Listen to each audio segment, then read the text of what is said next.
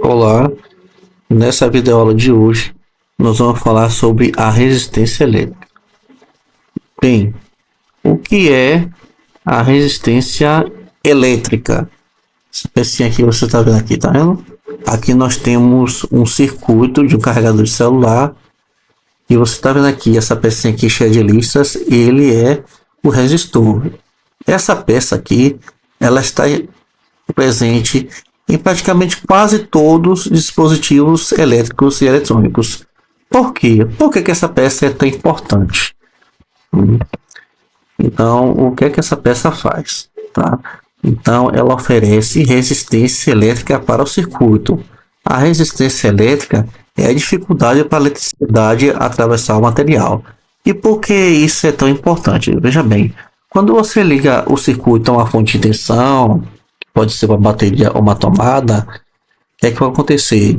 O condutor não oferece quase dificuldade alguma para a eletricidade passar por ela. Resultado que a corrente elétrica vai ficar muito intensa e aí pode acabar aquecendo demais o circuito e queimando o circuito. Então por isso que tem que colocar o resistor. Para quê? Para limitar o valor da corrente elétrica. Por quê? Porque se a corrente elétrica ficar alta demais, ela vai acabar aquecendo o circuito, né? Situação conhecida como curto-circuito. Então, uma das funções do resistor, essa peça que vocês estão vendo aqui, é limitar o valor da corrente elétrica. Só que veja bem, a escolha dessa peça tem que ser feita com sabedoria. O valor da resistência elétrica dele não pode ser pequena demais, porque senão vai acabar com o circuito, e também não pode ser alta demais. Por quê? Porque se for alta demais, a corrente elétrica vai ficar muito pequena e o circuito elétrico vai acabar não funcionando, ou seja, vai ficar como se estivesse desligado. Então, como é que eu vou escolher o resistor adequado para o meu circuito? Aí você tem que ver o seguinte: você tem que ver qual é a tensão elétrica e qual é a corrente elétrica que vai alimentar o seu circuito. E aí é só você dividir o valor da tensão elétrica pela corrente elétrica, e o valor vai dar o quê? Vai dar igual ao valor da resistência elétrica, né? Essa é a primeira lei de Ohm. E a resistência elétrica, ela é medida em ohms, certo? Pronto, aí você encontrou o valor apropriado da sua resistência elétrica. Só que veja bem, você não precisa só do valor da resistência elétrica, você precisa saber também qual é o valor da potência elétrica. Por quê? Porque cada resistor ele tem uma potência elétrica que ele é capaz de suportar. Se você submeter o resistor a uma potência elétrica maior do que aquela que ele é capaz de suportar, o que é que vai acontecer? Ele vai acabar queimando, tá? E como é que você calcula a potência elétrica que ele é capaz de aguentar? Muito simples, é só você multiplicar o valor da tensão elétrica de alimentação pela corrente elétrica. Então, vamos ver um exemplo aqui.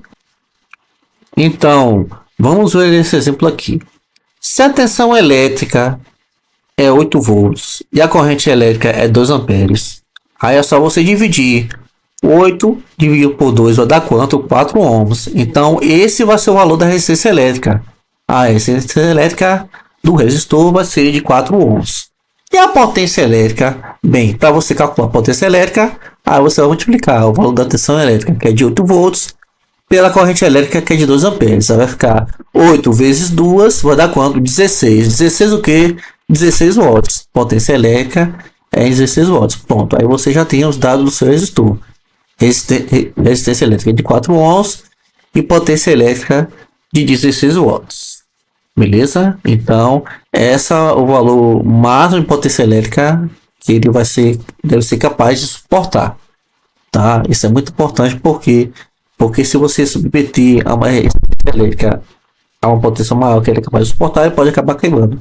Então, por isso que é muito importante você não só encontrar o valor da resistência, como você também tem que encontrar o valor da potência elétrica que ele deve ser capaz de suportar. Então, não se esqueça de curtir, de compartilhar e se inscrever no nosso canal. Até o próximo vídeo.